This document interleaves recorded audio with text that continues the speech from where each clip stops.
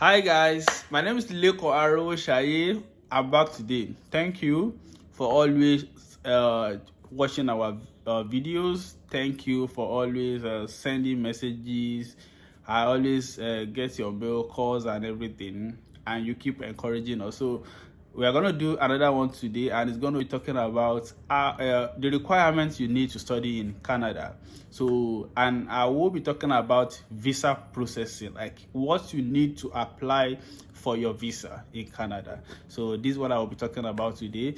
So glue here, and also invite your friends and family to watch this so that they can understand and they have knowledge of what they require to be in Canada as a student. So if you have your admission in Canada, or you've applied, or you're about to, so this is the thing for you. So you have to be here so that you can learn one or two things. So if you are a returning subscriber, kindly comment, like, send us mail if you have questions. And if you are a new person on this channel, kindly subscribe. Invite your family and friends to subscribe so that they can enjoy this always. Thank you for supporting us. Thank you. It is massive. Thank you. I really appreciate it. So we're going to be starting from, like I said, what you will need to study in Canada, and I have the list here that I want to be discussing today. So first is you need to have your passport, and it must be 6 months. It must have a 6-month validity. That means your passport must be valid before you can apply. Not just with 3 months or 2 months. It has to have at least 6 months before you can apply. So if your passport is about to expire and it's less than 6 months, please try to renew your passport so that you will be able to apply to Canada for your study permit. So if you want to do this, you need to try to renew your passport. So your passport must be at least 6 months before you apply for Canadian study visa. So another one is your letter of acceptance. So you might have applied for admission, then the school have responded by giving you admission. So you need your letter of admission. So letter of acceptance, so we call it LOA. So letter of acceptance, you must have your letter of acceptance. If there's a commitment on the admission, probably they ask you to pay certain deposits. Some schools can ask you to pay 2,000, 3,500. Some can ask you to pay at least minimum of 4 semester. So make sure you comply with this before you apply for your visa, because if you apply without complying to this, it's not going to work. So try as much as possible to comply with what is on your admission letter. So whatever they ask you to meet, either make certain payments or probably send any other thing, try to comply with that to meet this. So you must have this. So another one is your proof of fund. You see, this proof of fund is a very delicate case. We have case by case issues. We have people coming with different opinion, different argument, and so many others when it comes to this proof of fund. But from my best of knowledge of more than 7 years experience, I can tell you the proof of fund is very important. You cannot do without it. It's very important. This is what we show that whether you or your parents are capable of sending you to Canada. If it is you, it shows that you are also capable of sending yourself to Canada. So without the proof of fund, how do you want to show the visa officer that you can actually do this? So your proof of fund is very important. And another question we get, can I just look for somebody to give me a bank statement, then I present it, or I look for someone, or I do this? No. If you want to apply to Canada on your study visa, the proof of funds should come from your parents or yourself, or in some cases siblings. So your parents, yourself, or in some cases your siblings. So your proof of fund should be within, not probably one uncle or one auntie or somebody. So when you are using people outside your immediate family, it's going to be a difficult one. So we advise you to stick to either your parents or yourself or your siblings. So at least you are the one you are blood related, so that when you provide it, you will be able to show them the evidence that you guys are actually from the same family and all. So these are very important things that you need to do. So this is another one. So then if you are the type, probably you are going for postgraduates or diploma or whatever, that shows that, oh, you are not a small boy or girl, you are not a kid. So that maybe your parents will sponsor, or even if your parents is sponsoring you, you also want to show that you also have what you do. Probably you are working, so you need to show this evidence that you are working. So you have to show them the evidence that you are working. Probably your own account should also go with it. Even if your parent is sponsoring you, as somebody going for postgraduates and who is also working, you also need to accompany with your own bank statement or whatever investment you have. So it's very important to also show that you are also earning something, which you are. So you need to show this by probably you can send them your employment letter, send them your leave document, to leave letter, that you are going to leave. You are leaving the company from so time to so time. You understand? If your graduate certificate course is within 8 months, so that the leave should cover the 8 months. You understand? So this is also advisable. Police character certificate. So police character certificate is very important. So, and it also expires, so you have to be careful so when to do it, so that it won't expire. So police character is very important. It's part of the document you have to submit when you are applying to study in Canada. So this is also very, very important. So another one I want to talk about. So then if you have properties in your name, or your parent, they have properties, so they should also include this. All this one will show the visa officer that you are capable of going to this Canada, and you will be able to come back, and you can even sponsor yourself. So these are the things you need to plan if you want to study in Canada, not just apply for applying sake. If you really want to get it, you need to get it right once and for all. And if you get it right, I can tell you within a month or 2 months, you will be receiving a positive news. You understand? So you have to get it right once and for all. Submit the right documents. Once you submit the right documents, they review it, then they decide, and then it comes out positive.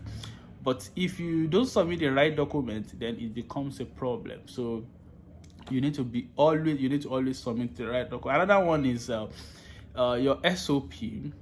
Yeah, a lot of people confuse this SOP, so you also have to be very careful. There are people that do this for people. Probably when you tell them what to do, give them your background, they help you. But I will also advise, if you can do this yourself, you know what you've been doing, you know what you are currently doing, you know your future plan. So this is all what you need to put in your SOP, which is your statement of purpose. It's what we call SOP, statement of purpose. It's about yourself. It's about your past, what you've been doing academically, what you've been doing yourself in terms of probably volunteers that you volunteer in some places. You can also include all this in your SOP.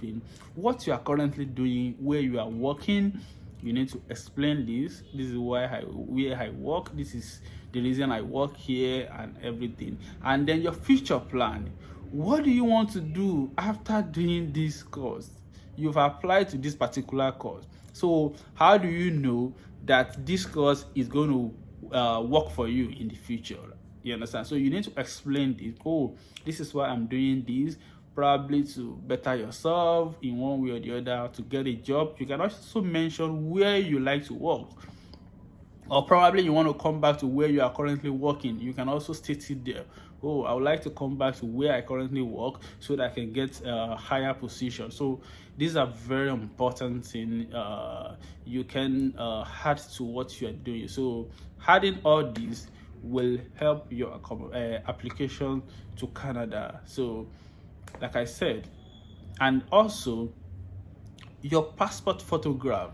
So you can go online to check for specification of what embassy require.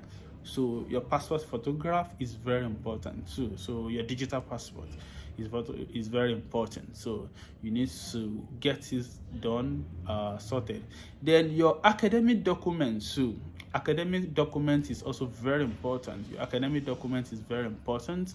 So your WIC, your whatever, your probably SSC certificate, like I mean the WIC certificate or NECO, if the school accepted that, then your your university certificate is very important. University certificate, transcript, so everything that has to do with your academics, you make them together, they will be in your extra file that you want to submit. So try as much as possible to gather it. Like I've said, let me try to mention them once again.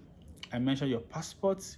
So your data page is very important. So they want to see your information, you understand? So if you've changed your name on your, probably the name you are on your passport is different from the name you have probably on your certificate, try as much as possible to get affidavits on that will show that, oh, you are the same one bearing this name. Also, if you have change of anything on your passport that is not corresponding with what you have on your other document, try as much as possible to consult professionals so that they will help you whatever. Probably you have to change it at wherever you get the passport, or you don't need to change it. Maybe you just need to get affidavits that will cover that. So try to get that. So your passport must make it has to be in order with whatever you have on your other document. So letter of acceptance, like I've said, your LOA is very important. Letter of acceptance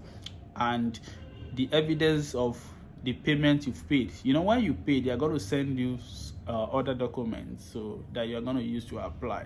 So get the right documents so that you don't just waste your time.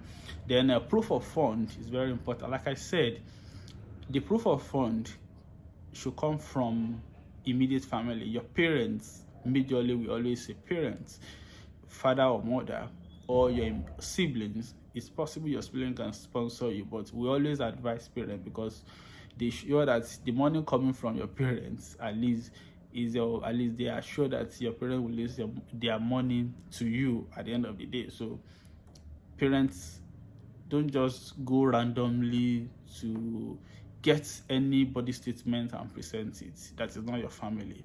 It doesn't work like that. Or maybe one uncle, one auntie somewhere. It's going to be very difficult. So leave letter, if you are working, employment letter that show that you are working in an organization. So I also mentioned, if you have property or your parents, they have property, you can also submit all these things too.